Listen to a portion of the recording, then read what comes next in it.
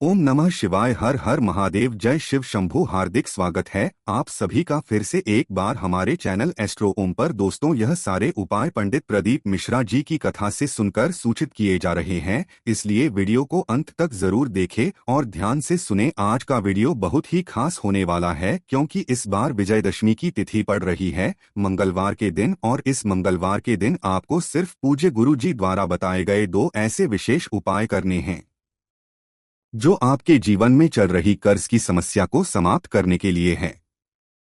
अगर आपके जीवन में धन प्राप्त नहीं हो पा रहा है, धन के सारे रास्ते बंद हो गए हैं, आप बहुत प्रयास करते हैं, बहुत मेहनत करते हैं, लेकिन आप अपने किसी भी कार्य में नहीं हो पाते हैं, आपके बने हुए कार्य भी बिगड़ जाते हैं, कर्ज समाप्त करने के लिए आपके पास रुपए पैसों की व्यवस्था नहीं हो पा रही है, तो पूज्य गुरुजी ने कहा कि आज का ये वीडियो आपके लिए बहुत ही खास होने वाला है। तो चलिए जानते हैं इस विशेष उपाय के बारे में, लेकिन उससे पहले एक प्रार्थना। अगर आप चैनल पर नए हैं तो कृपया चैनल को सब्सक्राइब अवश्य कर लें। देखिए, इस वीडियो में हम लोग पूज्य गुरुजी द्वारा बताए गए 3 बहुत ही खास उपायों के बारे में जानेंगे। इनमें से पहला उपाय कर्ज की को समाप्त करने के लिए है, धन धान्य की वृद्धि के लिए है। अगर आप अपने जीवन में रुपए पैसों को लेकर बहुत ज्यादा चिंतित रहते हैं, परेशान रहते हैं, तो आपको ये पहला उपाय जरूर करना चाहिए। देखिए, इस उपाय के लिए आपको ले लेना है 2 बेलपत्र। बेलपत्र आप जो भी लेंगे वो कहीं से कटी फटी नहीं होनी चाहिए, और बेलपत्र की डंडी के आखिर में जो होती है वो भी नहीं होना चाहिए। अगर आपके पास बेलपत्र नहीं है तो आप शिवलिंग के ऊपर चढ़ी हुई बेलपत्र को उठाकर जल शुद्ध करके फिर उसका इस्तेमाल भी कर सकते हैं। फिर इसी के साथ आपको ले लेना है 7 शमी पत्र। अगर आपके पास शमी पत्र नहीं है तो आप शिवलिंग के ऊपर चढ़ी हुई शमी पत्र को उठाकर फिर उनका इस्तेमाल भी कर सकते हैं। अगर शिवलिंग के ऊपर भी आपको बेलपत्र या शमी पत्र नहीं मिल पाती है तो आजकल फूल की दुकानों में भी आपको ये मिल जाएगी, तो आपके घर के आसपास जो फूलों की दुकानें हैं वहां से भी आप खरीद सकते हैं। अब ये सारी सामग्री लेकर आपको पहुंच जाना है शिवालय। पूज्य गुरुजी के अनुसार इस उपाय आप शाम के समय भी कर सकते हैं और सुबह भी कर सकते हैं। जब भी आपके पास टाइम हो तब आप शिवालय जाकर इस उपाय को कर सकते हैं। अब देखिए, शिवालय पहुंचने के बाद आप सबसे पहले एक काम करेंगे। जो 2 बेलपत्र आप लेकर आए हैं उनमें से एक बेलपत्र आपको अपने हाथ में रखनी है और महादेव के बहुत ही प्रिय नाम ऋणमुक्तेश्वर महादेव, इनका स्मरण करना है। और ये एक बेलपत्र आपको माता अशोक सुंदरी वाले स्थान पर समर्पित कर देना है, यानी रख देना है। सामने आपको वीडियो में दिखाया जा रहा है, ठीक ऐसे ही आपको ये बेलपत्र रख देना है। बेलपत्र की चिकनी साइड का हिस्सा माता अशोक सुंदरी वाले स्थान पर टच करेगा और बेलपत्र की डंडी जलाधारी की तरफ रहेगी। बेलपत्र रखते हुए आप ऋणमुक्तेश्वर महादेव का स्मरण कर लेंगे। फिर दूसरी बेलपत्र आपको शिवलिंग के पीछे रख देनी है। शिवलिंग के पीछे साइड में आप जब बेलपत्र रखेंगे तब भी बेलपत्र की जो डंडी होगी वो बाहर की तरफ होगी और बेलपत्र की चिकनी साइड का हिस्सा शिवलिंग में करेगा। जैसे वीडियो में सामने आपको दिखाया जा रहा है, ठीक ऐसे ही आपको इसी स्थान पर ये दूसरी बेलपत्र समर्पित कर देनी है और फिर से रणमुक्तेश्वर महादेव के नाम का स्मरण कर लेना है। अब आपके पास जो 7 शमी पत्र हैं उनमें से एक एक शमी पत्र को आप शिवलिंग के ऊपर समर्पित करते जाएंगे और एक एक बार रणमुक्तेश्वर महादेव का स्मरण करते जाएंगे। एक बार शमी पत्र समर्पित किया, ऋणमुक्तेश्वर महादेव का स्मरण किया। दूसरे शमी पत्र समर्पित की, ऋणमुक्तेश्वर महादेव का स्मरण। ऐसे ही 7 शमी पत्र समर्पित कर दिया और 7 बार ऋणमुक्तेश्वर महादेव का स्मरण कर लिया। फिर वहीं शिवलिंग के सामने बैठकर आपके जीवन में जो कर्ज की समस्या है या फिर आपके जीवन में जो धन को लेकर समस्या चल रही है, आप बहुत प्रयास करते हैं, बहुत मेहनत करते हैं, लेकिन फिर भी आपको धन प्राप्त नहीं हो पा रहा है, जिसकी वजह से आपके जीवन में बहुत ज्यादा संकट चल रहे हैं, समस्याएं चल रही हैं, तो महादेव से प्रार्थना कर लीजिए। ऋणमुक्तेश्वर महादेव से इन सभी समस्याओं को करने की प्रार्थना कर लीजिए और फिर वापस अपने घर आ जाइए। पूज्य गुरुजी ने कहा कि इस मंगलवार के दिन पड़ने वाली विजयदशमी के दिन अगर आप ये उपाय करते हैं तो आपको भी धन प्राप्ति के नए नए मार्ग मिलेंगे और आप अपना कर्जा बहुत ही आसानी से समाप्त कर सकते हैं। देखिए, इस उपाय को आप अगर इस एक मंगलवार को करना चाहें तो एक मंगलवार कर लीजिए, और नहीं तो फिर आप 5 मंगलवार लगातार भी कर सकते हैं। अब इसके बाद बात करते हैं पूज्य गुरुजी द्वारा बताए गए दूसरे खास उपाय के बारे में। और उपाय उन लोगों के लिए है जिनके जीवन में संकट बहुत ज्यादा हैं, समस्याएं बहुत ज्यादा हैं। वे अपने घर में लड़ाई झगड़ों का सामना करते हैं, शांति नहीं है, उनके घर में लगातार लड़ाई झगड़ा होता है, आपस में एक दूसरे में बनती नहीं है।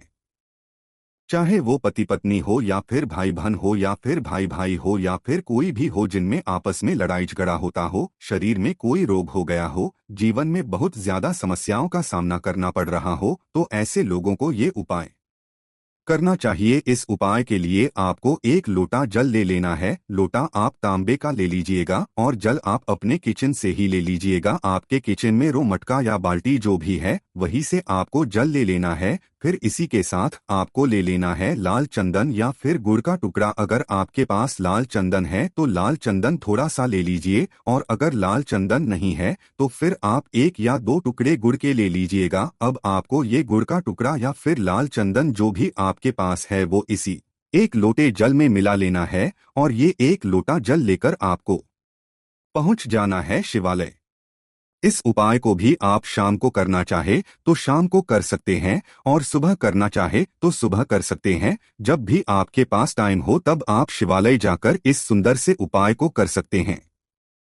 अब शिवालय पहुंचने के बाद आप जो ये एक लोटा जल लेकर आए हैं, इसमें आपने चाहे लाल चंदन मिलाया है और चाहे गुड़ मिलाया है, जो भी आपने मिलाया है, तो इस एक लोटे जल को आप सबसे पहले श्री गणेश जी वाले स्थान पर समर्पित कर देंगे। श्री शिवाय नमः मंत्र का स्मरण कर लेंगे।